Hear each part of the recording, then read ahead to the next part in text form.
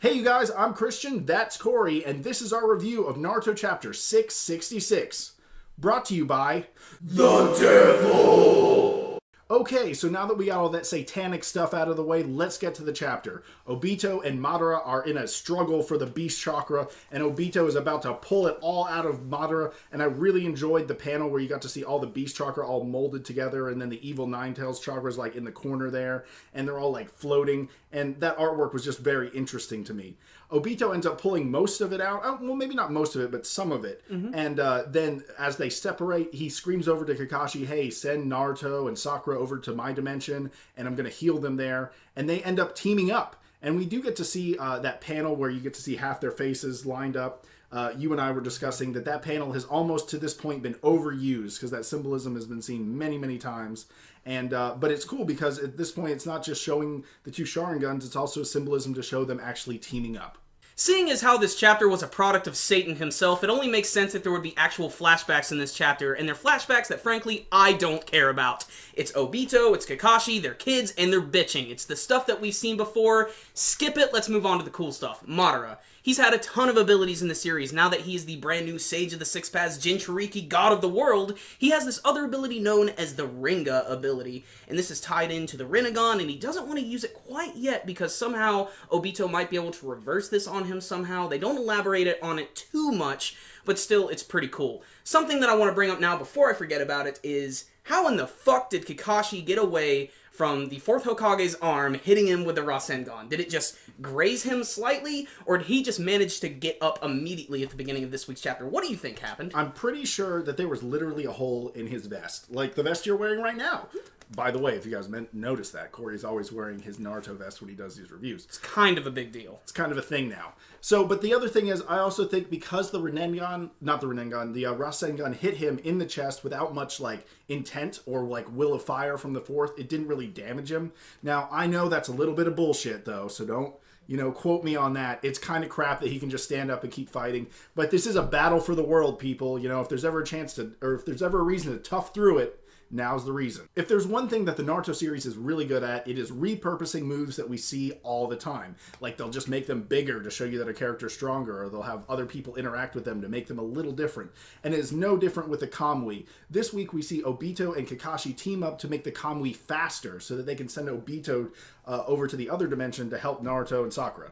And I thought this was probably the coolest move of this chapter. It was a great move, and it was also really unexpected because I knew that Obito was probably going to have like his final moment in the sun, but I never expected that he was going to be the one who was actually going to help Naruto, much less put Kurama back inside of his body. And it looks like the process is going to be pretty damn quick because you can even see there's like this blinding light appearing over Naruto, which does not go with the 666 theme, but still, it's pretty awesome. And in the final page, probably the most important part and the thing I'm most interested in seeing is Guy. Apparently, when Madara was using his weird black chakra balls and firing them at Obito and Kakashi, Guy jumped in the way, and it looks like he's already opened his gates. And you actually told me about this, because I didn't even realize he had like the chakra cloak around him. And it looks like he's already powered up. But we also get another classic callback to the fact that even though Guy has no idea who Madara is, Madara knows who he is, and I don't know why that is. I can't wait to see what this twist is going to be. Like, maybe there's like an ancestor of Guy that we've never known about who's very similar to him, and that's why Madara's like, what's up with this guy? I could just imagine Madara standing there staring at a statue of some guy like, yeah! So what did we think of Naruto Chapter 666? Well, I have to say that it was a good chapter. We're actually seeing Obito be a good guy. He is officially on the good guy side now and saving Naruto, unless he just is like, sneaky and then stabs him and it's like, oh, we win Madara. I don't think that's actually going to happen, though. And I think that we are seeing a really interesting build-up into next week with Guy. It even says something about him using the forbidden technique, so that's really interesting. And then I also really like Kakashi and Obito teaming up. It's like the ultimate, reunion for their whole team.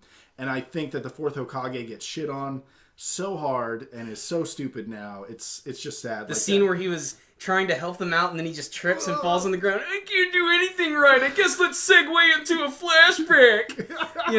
It's like, oh, you guys, you really don't like him. You just don't like that character. Whoever, you guys need to give him some love. Hopefully he can do something before he disappears and flakes away, In any case, though, I do agree this was a good chapter. There were some things I didn't care for. I didn't care for the flashbacks, which, like I said, you can skip them and you ain't gonna miss a damn thing. They're not good. Things with Obito and Kakashi teaming up is really cool. I figured something like this might happen. I just didn't know that Obito was gonna actually end up saving Naruto. So I think that's a pretty cool twist.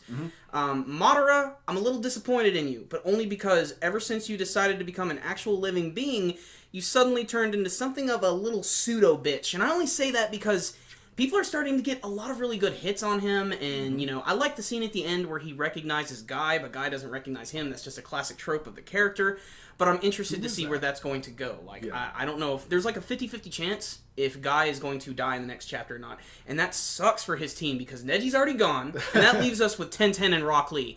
But I still want to see Rock Lee do something. I imagine if Guy is around, Rock Lee's probably not too far behind, and, I don't see Rock Lee defeating Madara. It's just not going to happen. No. Even though he's had his own spin-off series with his ninja pals, I don't think it's going to work this time. However, I would like to see a little more action from him, but I still like this chapter.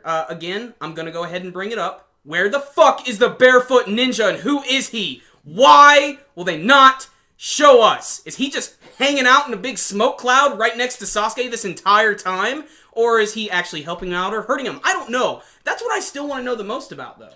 Yeah, there's a reason why they're not cutting back to that. I think they're just like... And it better have payoff, man. I hope it's not just going to end up being, oh, it's just Kabuto.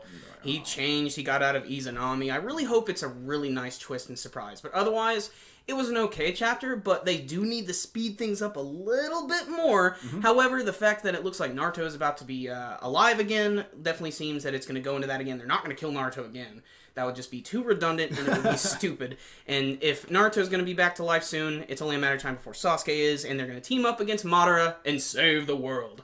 So, awesome chapter for me. Cool artwork. Like you said, I like the scene with all the bijou and that big amorphous blob ball. Yeah. And a lot of the action was pretty cool, and all the stuff with Guy was really awesome. So I'm going to give it an 8 out of 10. 8 out of 10 seems right where it needs to be. That flashback sort of knocked it down 2 points for me. But everything else is working in the right direction. Even though they're not cutting back to Sasuke and telling us that, the stuff they are focusing on is progressing and it's interesting. And hell, I mean, Guy might die next That's a huge deal. He's a massive character. Even though Corey and I were also discussing before we started recording that I feel that Guy may have done everything he needs to do in this series. So if he did die, I would be sad.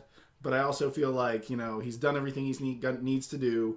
And while I'll agree that he's done a lot of really helpful things in the series, like fighting against Kisame, like multiple times and everything, I just don't feel he's really had like his big ultimate fight yet. Because first time he fought against Kisame, dude was a clone and he had help from his teammates. Second time he fought against Kisame, Kisame didn't even have his damn sword with him. So he was in the ocean, though. He was in the ocean, so I guess he had something of an advantage. And Guy did have to use the Morning Tiger technique, which apparently is really powerful. But still, I want to see more from Guy, and I just hope that if he goes out next week, if that happens, that he goes out with a bang. And since it's Guy, we know that's going to happen. But he's at least going to get a few good licks on Madara. Exactly. And, the fact that he was able to either help Kakashi from that big chakra ball explosion or just knock it away, again, just shows how powerful he is in that state. But unlike Madara, who's a Jinchuriki, his comes with a massive price, which is probably going to be his life. But this is all speculation on our part, but we'd love to hear your thoughts about it, guys. And you can tell us with your comments below. You can tell us about your favorite moments that you saw this week in Naruto, maybe some stuff you didn't really care for. And who the fuck is the barefoot ninja? Let us know with your comments. And remember, before you leave, hit that like button. Give this video a thumbs up. It's easily one of the best ways to support our videos. And subscribe to the channel if you haven't already. So, let's all salute Satan for this awesome chapter of Naruto. See you next time, guys. Hail Satan! However, it picks up later where we get to see that Madara. Madara. It's Timmy.